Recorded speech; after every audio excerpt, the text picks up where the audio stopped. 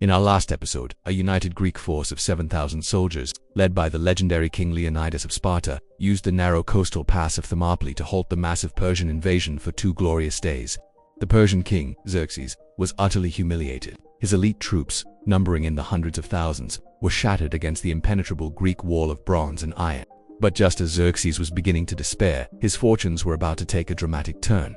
All thanks to a local Greek man named Ephialtes, seeking what he hoped would be a great reward. Ephialtes betrayed his own countrymen. He crept into the Persian camp and revealed the existence of a secret mountain path, one that would allow the Persians to completely bypass the Greek defenses and attack them from the rear. Xerxes didn't hesitate. He immediately dispatched his most elite forces, the Immortals, to march through the night. The trap was set. The heroic defense of Thermopylae was about to become a desperate fight for survival. At dawn on the 3rd day of the battle, a breathless scout brought the terrible news to Leonidas. The Persians had broken through the mountain path. He knew instantly that the battle was lost. The entire Greek army was about to be caught in a deadly pincer movement and completely annihilated. Facing this catastrophe, Leonidas made a swift, fateful decision. He held a quick council of war with the other Greek commanders. While some argued, Leonidas, ever the calm and authoritative leader, gave the order for the bulk of the Greek army, over 6,000 men, to retreat immediately.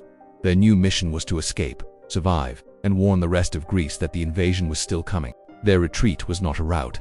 It was an orderly withdrawal, preserving the fighting strength of the Greek alliance for the battles yet to come. But Leonidas and his personal guard of 300 Spartans would not be leaving. For a Spartan king, retreating in the face of the enemy was the ultimate dishonor. Their law was simple and absolute: return home with your shield, or on it. There was no other way. And then, in one of the most incredible acts of raw bravery in all of human history, they were joined by 700 soldiers from the city of Thespia. They were not bound by Spartan law. They could have retreated with the others. Instead, they voluntarily chose to stay, to face certain death alongside their allies. Together, this small rearguard of roughly 1,000 Greeks prepared to hold the pass against the full might of the Persian Empire. As they prepared for the final, hopeless battle, Leonidas knew they were all going to die.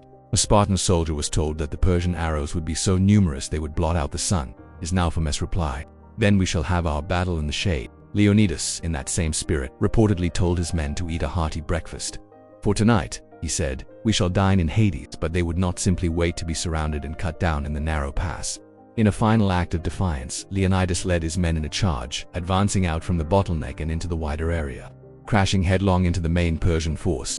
Their goal was no longer to defend, but to inflict maximum chaos and casualties, to sell their lives as dearly as possible.